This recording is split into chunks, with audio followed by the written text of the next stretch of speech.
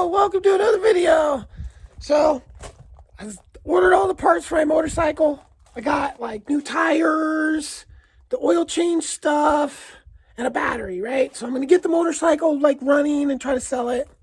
And then I'm like, I found this detail guy in Bend that was very confident that he could repair the rodent damage to my car and get it back on the road.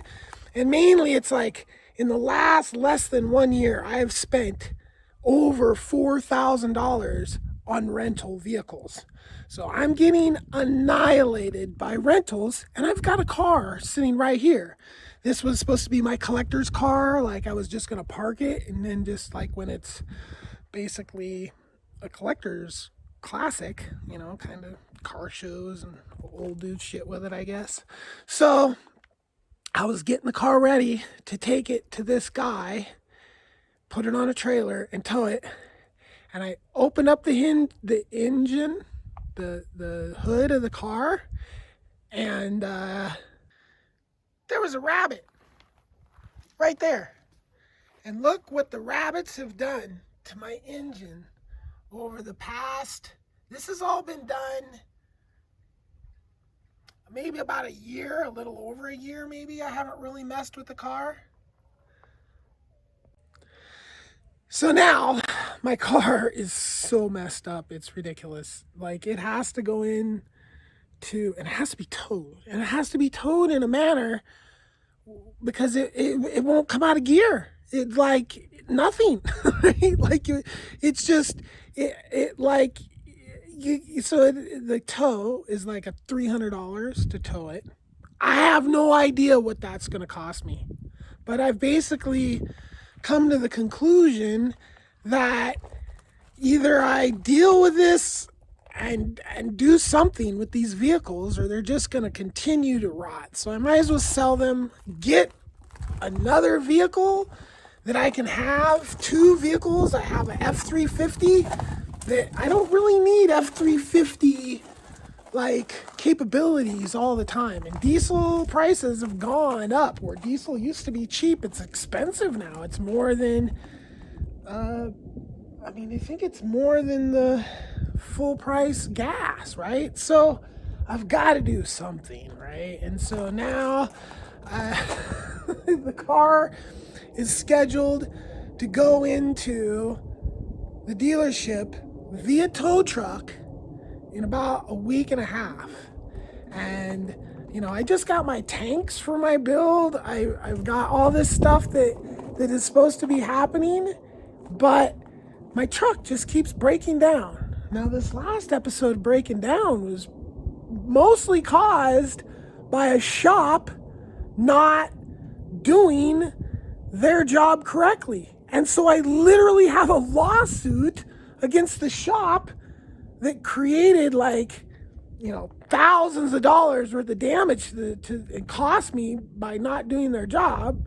So at this point, I mean, I'm going to do a whole video about my truck at some point, but I need another vehicle, so I stop renting. Now, having a collector's car, and the significance of this car is it's the first year they were put out. They were only made for 3 years. That one has like almost all the options, and it only has like 90,000 miles on it. But at this point, it's been infested by rodents and rabbits and been eaten, chewed on, and who knows what the damage has been. I don't personally like driving cars because it kind of like that sitting position like makes my back hurt, like a sciatic nerve type thing. So I'm not like super into, I like driving trucks. Like it's just more comfortable to drive trucks the way they're the sit, you know, you're sitting. So needless to say, I'm gonna try to get this motorcycle running myself. Like who knows how that's gonna go. It should just run. I should just be able to put some oil, change the oil, because that's just a safe bet. But it's like a brand new engine that hasn't even been broken in, right? So I'll change the oil. Looks like I need some fuel lines. I have tires ordered. So if I can get the thing running, Then I'll get it onto a trailer, take it in, have a shop do the tires because, like, I have no idea how to do tires. I don't think that's a thing I mean, there's probably a way to DIY. Maybe I'll look up videos, but I'll probably just take it in just so I don't mess anything up, right? Because I looked at them and there's a lot in between the tire and the, stuff has to come off and then it has to go back on.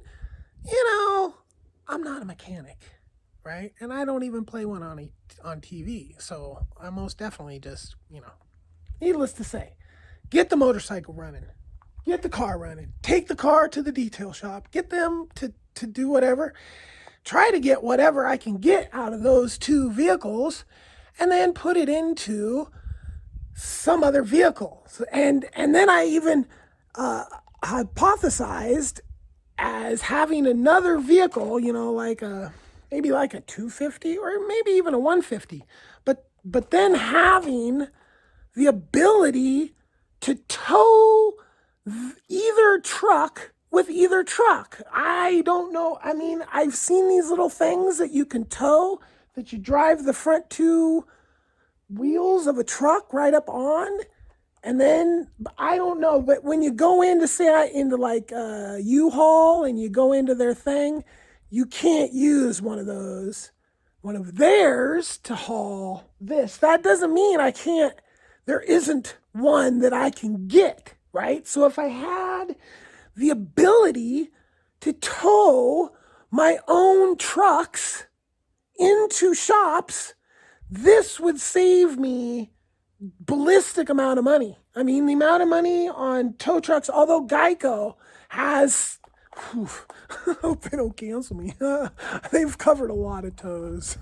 And so anyway, that's what I'm trying to do right now. I'm literally dealing with all this vehicle stuff instead of building the structure, right? Because I put in the order for the wood on the structure, and just the first part of my structure is $4,000 just in wood, right?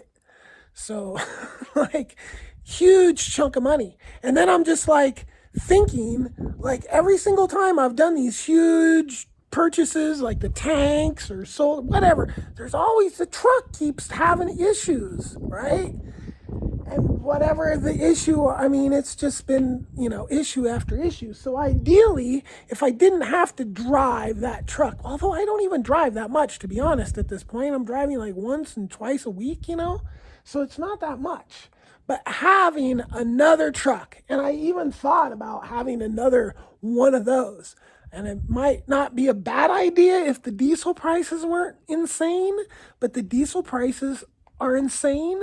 So pretty much having maybe a gas truck and a diesel truck, and then the other truck doesn't, as long as I have a truck that I control my trailer with, haul the backhoe when I need to do that, which is that truck, and then another truck I can do, lighter stuff with, right? But if that other truck could actually tow this truck, now that's, boy. So that's really the ultimate in an off-grid situation, is having two vehicles that can tow each other into the shops to get them working, or really being like, I guess, a mechanic dude that just, can keep his own vehicles running, which I never aspired to be that guy, right? I've got my skill sets. Mechanic is not one of them. And there is nothing better than finding a good mechanic. I've got a great mechanic for this truck right up here in Prineville. They're amazing. Priority Diesel. They're so good. The lady at the door, she's super sweet, very nice person.